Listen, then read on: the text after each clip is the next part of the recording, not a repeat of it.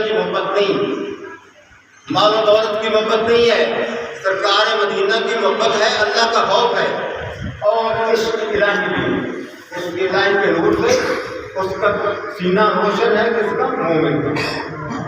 تو ہم جو مسلمان ہیں یہ اللہ کا احسان ہے، اس نے ہمیں انسان کی شکل میں پیدا فرمایا، پھر سرکار مدینہ کی امت میں پیدا فرمایا، پھر مسلمان کے گھر میں پیدا فرمایا۔ ہم ریڈی میڈ بنے بنائے مسلمان، یاد کوئی محنت نہیں کرنا پڑتی، جو کسی کافر کے گھر میں پیدا ہوتا ہے، پھر اس تک دین اسلام کی روشنی پہنچتی ہے، وہ کلمہ پڑھتا ہے، مسلمان ہو جاتا ہے، تو سب سے پہلے اس کے ماں باپ، اس کے بہن بھائی اس کے دشمن ہو جاتے ہیں، وہ اس وقت تشدد کرتے ہیں، مارتے پیٹتے ہیں، وہ دین اسلام کو نہیں چھوڑتا تو اسے گھر سے نکال دیتے ہیں، وہ اکیلا رہ جاتا ہے، ملے دار رشتے دار سب پرائے ہوئے، بالکل اکیلا رہ جاتا ہے، لیکن وہ اللہ کو نہیں چھوڑتا، اللہ کے دین کو نہیں چھوڑتا، تو پھر اللہ تبارک و تعالیٰ کچھ مسلمانوں کو ہدایت عطا فرماتا ہے، وہ آگے بڑھتے ہیں اس کی مدد کے لیے، اس کے لیے رہائش کا انتظام کرتے ہیں، کھانے پینے کا انتظام کرتے ہیں اور اس کے روزگار کا انتظام کرتے ہیں، اسے دین اسلام میں ایک نیا حلقہ مل جاتا ہے، وہ آپ کی نسبت میری نسبت زیادہ پکا مسلمان ہوتا ہے، اسے اللہ پر بھروسہ بہت زیادہ ہوتا ہے، وہ سچا مومن ہوتا ہے۔ تو ہمارے دلوں میں کیا ہے؟ آپ بھی اندر جا کے دیکھ رہے، میں بھی دیکھ رہا ہوں، جو گنہگار تمام مسلمان ہیں ہمارے، اس کے دل میں نفرت ہے، غصہ ہے، ریاکاری ہے، تکبر ہے، لالچ ہے، طمع، منافقت ہے۔ تو جب اتنی گندی چیزیں ہم نے اپنے دل میں جمع کر اندر ہی موجود ہیں، تو اتنی گندی جگہ کو اللہ پسند نہیں کرتا، اس کے لیے ہم نے دل کو صاف کرنا ہے، اور اس کے لیے اللہ تبارک و تعالیٰ نے ہمیں بڑا بہترین تحفہ عطا فرمایا۔ میں وہ وظیفہ آپ کو بتاؤں گا تو سب کو یاد ہے، جاہل کو بھی یاد ہے، ان پڑھ کو بھی یاد ہے، اور جس نے بھی یہ جڑی کی ہے اسلام یاد میں ایم اے کیا ہے، درس نظامی کیا ہے، اس کو کیا سب کیا اسلام کا پہلا لا الہ الا اللہ محمد رسول اللہ صلی اللہ علیہ وسلم، یہ کلمہ تھا۔ جو کافر پڑھتا ہے وہ مسلمان ہو جاتا ہے، ہم تو پڑھتے ہی رہتے ہیں، لیکن مجھے افسوس ہے کہ جس طرح اس کلمہ پاک کو ہم نے محبت کے ساتھ اپنے دل میں رکھنا تھا، جس طرح اس کا ذکر کرنا تھا وہ نہیں کیا۔ اب تو یہ ہے کہ حق ادا نہ، لیکن جو گزر گئی سو گزر گئی، گزر گئی، اس کے لیے بھی یہ حال ہے۔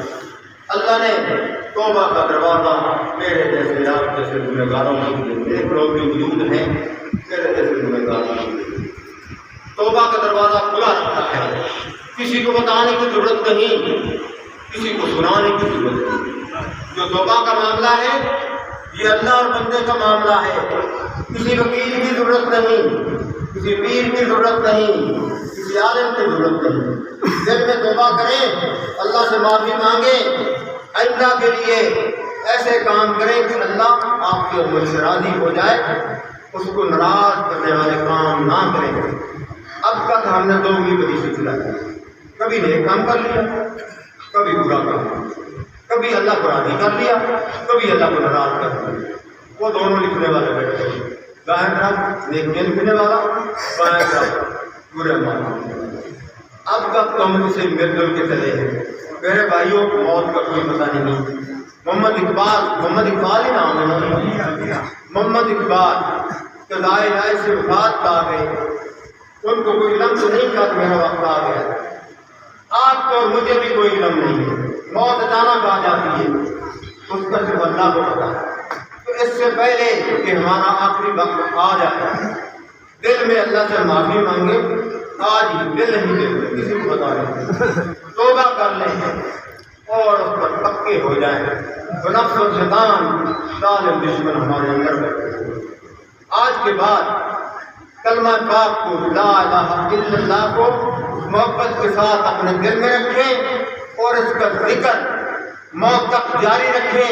اس کا ہمیں یہ فائدہ ہوگا کہ جب ہم اس دنیا سے جائیں گے ہماری زبان پہ ہوگا لا الہ الا اللہ محمد رسول اللہ۔ اس کلمہ پاک کو سن کے جو بڑا سخت خدا اسرائیل علیہ السلام اس کا رویہ انشاءاللہ ہمارے ساتھ دوستانہ ہو. جان تو اس نے نکالنی ہے جو بھی اللہ، لیکن محبت کے ساتھ پیار کے ساتھ جانی ہے. اگلا مقام قبر کا ہے. اندھیری قبر ہے، اکیلی قبر ہے. بیوی بھی گئی، بچے بھی گئے، بھائی بھی گئے، بہنیں بھی گئی.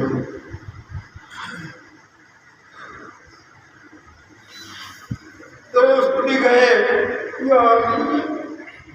سب تو چلے گئے. اندھیرا بہت ہے، قبر بھی خطرناک ہے.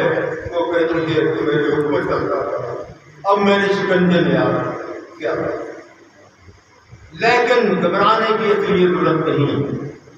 اگر آپ نے کلمہ پاک کے ساتھ، کلمہ طیب کے ساتھ دوستی کر لی ہے، یہ ایسا دوست ہے جو قبر میں آپ کے پاس آئے گا.